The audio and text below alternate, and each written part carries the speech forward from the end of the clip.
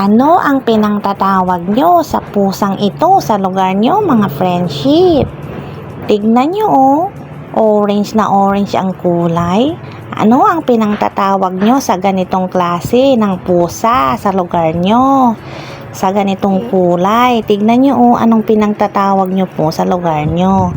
Tignan nyo, orange na orange, ang ganda-ganda. Ang cute-cute ng pusang ito. Ito yung pusa na napulot ko sa basurahan noon. Sa basurahan, nakatira siya doon. Ang liit-liit pa niya noon. Tinapon lang doon sa basurahan.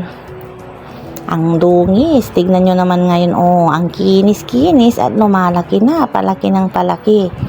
Hindi naman kasi maarte ito ng pagkain. Kaya, ayan, makinis, malaki at malusog. Ano ang pinangtatawag nyo sa pusang ito sa ganitong klase ng pusa sa lugar nyo, mga friendship?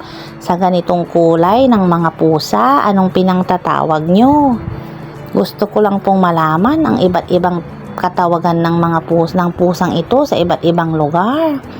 Ano po ang pinangtatawag nyo sa mga lugar nyo sa pusang ito? Kay Orange, gustong gusto ko lang pong malaman.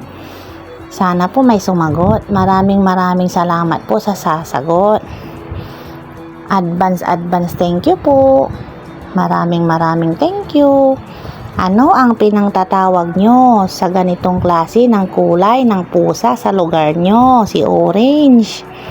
Napaka-cute oh. Ano ang pinangtatawag nyo sa lugar nyo sa mga ganitong pusa?